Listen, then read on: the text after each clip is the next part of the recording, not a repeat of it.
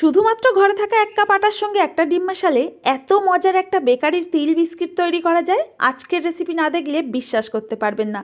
আমার মতো আপনিও অবাক হয়ে যাবেন বানানোর পর রেসিপিটি।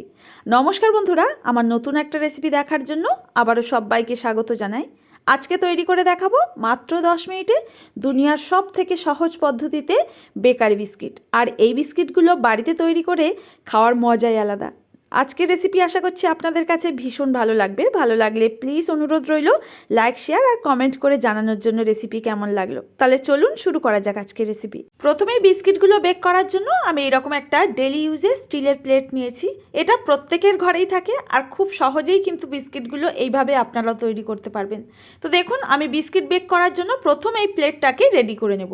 কোনো রকম বাটার পেপারের দরকার নেই, শুধুমাত্র কিন্তু সামান্য এক ফোঁটা তেল এইভাবে আপনারা লাগিয়ে নেবেন। তেলটা লাগানোর পর এখানে নিয়ে নিচ্ছি আটা। সম্পূর্ণ বিস্কিট তৈরির জন্য আমি এখানে কিন্তু আটাই ব্যবহার করছি, তবে এটা কিন্তু একদম লাল আটা না, এটা সাদা আটাটাই নিয়েছি। এবার আটা ভালো করে কিন্তু চারিদিকে ছড়িয়ে নিতে হবে।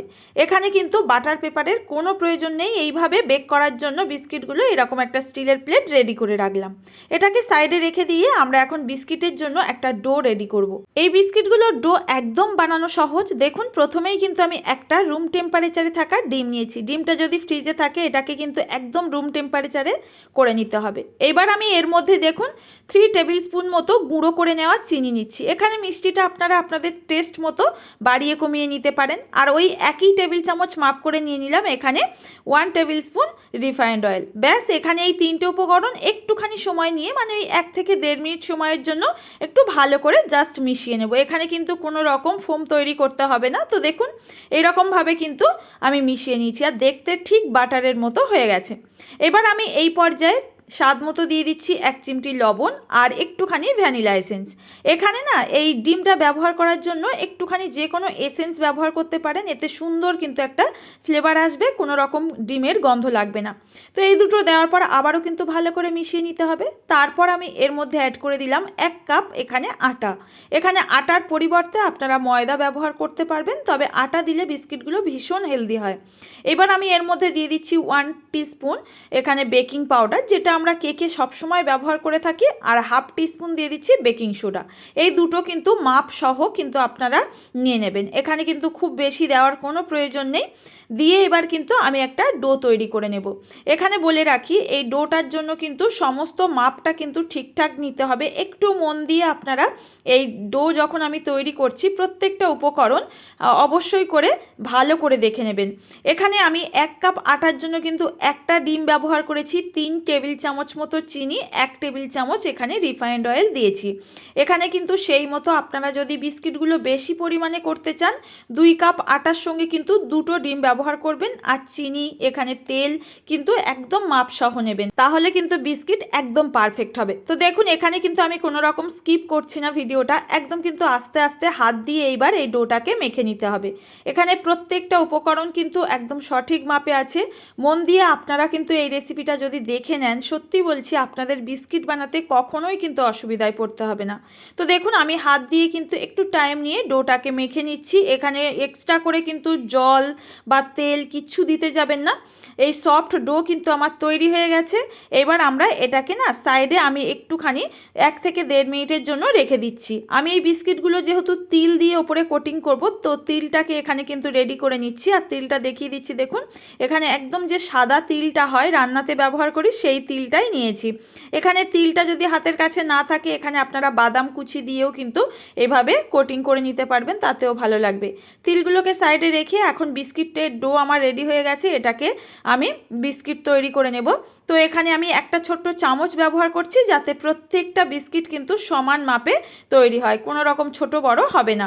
এইভাবে আমি একটু ডো নিয়ে নিলাম, হাতে জাস্ট ঘুরিয়ে একটা বলের মতো শেপ দিয়ে হালকা করে চেপে এইরকম তিলের মধ্যে দেখুন আমি গুড়িয়ে নিচ্ছি। তো দেখুন খুব সুন্দরভাবে কিন্তু এখানে তিল কোটিং হয়ে গেছে।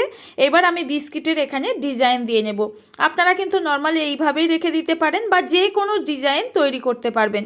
আমি এখানে কিন্তু একটা ছুরির সাহায্যে এইভাবে একটুখানি কেটে সুন্দর করে কিন্তু ডিজাইনটা দিয়ে নিলাম, হালকা হাতে করে নেবেন। আমি কিন্তু আমার বিস্কিটের ডিজাইন দিয়ে নিয়েছি। এবার এটাকে আগের থেকে যে প্লেটটা আমি বেক করার জন্য বিস্কিটগুলোকে রেডি করেছিলাম তার মধ্যে এক এক করে দিয়ে দেব। এখানে কিন্তু আরও একটাকে আমি দেখিয়ে দিচ্ছি করে আপনাদের সুবিধার্থে। দেখুন একইভাবে কিন্তু মাপসহ একটু ডো নিয়ে নেব, হাতে জাস্ট একটুখানি ঘুরিয়ে এভাবে চ্যাপটা শেপ দিয়ে এখানে তিল দিয়ে ভালো করে কিন্তু কোটিং করে নেব। আবারও হালকা হাতে এইভাবে ছুরি দিয়ে একটা সুন্দর ডিজাইন দিয়ে নিচ্ছি। আপনারা আপনাদের মতো দিতে পারেন, তাতে স্বাদের কোনো পরিবর্তন হবে না, যে কোনো ডিজাইনে করতে পারবেন। আবারও কিন্তু একইভাবে এই প্লেটের মধ্যে আমি সুন্দর করে বিস্কিটগুলোকে সাজিয়ে দিচ্ছি। এখানে এক এক করে আমি প্রত্যেকটা বিস্কিট একটু গ্যাপ রেখে রেখে এখানে সাজিয়ে নেব। বিস্কিটগুলো না এত ছোট আছে, তবে বেক করার পর দেখতে অনেকটা কিন্তু বড় হয়ে যাবে, সেই বুঝে কিন্তু এখানে প্লেটটাকে সুন্দর করে বিস্কিটগুলো গ্যাপ রেখে সাজিয়ে নেবেন। আরও দুটো কিন্তু বিস্কিট আমার তৈরি হয়েছিল এই ডো থেকে, তাই একটা ছোট্ট প্লেট একইভাবে সাজিয়ে নিলাম। এখন বিস্কিটগুলোকে বেক করে নেব। তার জন্য আগের থেকে একটা কড়াই আমি একটুখানি গরম করে নিয়েছি ঢাকা বন্ধ করে। এখন না দুটো বিস্কিটের প্লেট একসাথে বেক করব। তার জন্য নিচে একটা ছোট্ট টিফিন বক্সের ঢাকা দিয়ে এই ছোট প্লেটটা দিয়ে দিলাম, ওপরে একটা স্ট্যান্ড দিয়েছি। এইবার আমি বড় প্লেটটাকেও দিয়ে দেব। নিচের প্লেটটাকে কিন্তু একটু খেয়াল রেখে বেক করতে হবে, যেহেতু তাপটা ওখানে বেশি লাগবে। তো এইভাবে ঢাকা বন্ধ করে আমি ওই 15 থেকে 16 মিনিটের জন্য একটুখানি বেক করে নেব, এখানে গ্যাসের ফ্লেমটা লো টু মিডিয়ামে রেখে। এখন 16 মিনিট পর আমি একটুখানি চেক করে নিচ্ছি বিস্কিটের নিচটা কতটা পারফেক্ট হয়েছে। দেখুন একদম কিন্তু নিচ থেকে ওপর সুন্দর একটা কালার চলে এসছে। এখন ঢাকাটা বন্ধ করে আমি 2 থেকে 3 মিনিট রাখার পর এটাকে নামিয়ে নেব। আর এই বিস্কিটগুলো না নামানোর সাথে সাথে কিন্তু ওঠাতে যাবেন না, নরম থাকে। তো আমি এই প্লেটটা পুরোপুরি ঠান্ডা হয়ে গেলে তারপর আপনাদের দেখিয়ে দিচ্ছি। দেখুন ওপরে যত সুন্দর কালার এসছে, নিচটাও কিন্তু একদম পারফেক্ট হয়েছে। এখানে বিস্কিট রেসিপিটা একদম রেডি হয়ে গেল। আর খুব সহজেই কিন্তু এই বিস্কিটগুলো আপনারা ঘরেতেই তৈরি করে নিতে পারবেন। চায়ের সঙ্গে খেতে শীতকালে না ভীষণ ভালো লাগে এই তিলের বিস্কিট। আজকের রেসিপি আপনাদের যদি ভালো লাগে একটা লাইক করবেন, ফ্রেন্ড ও ফ্যামিলির কাছে রেসিপিটি শেয়ার করার জন্য অনুরোধ রইল। নতুন কেউ আসলে চ্যানেলের পাশে থাকবেন সাবস্ক্রাইব করে, আর পেজটি ফলো করে নিতে পারেন। আজ তাহলে বন্ধুরা এখানে বিদায় নেব, দেখা হবে নতুন কোনো সহজ রেসিপির সঙ্গে। ধন্যবাদ।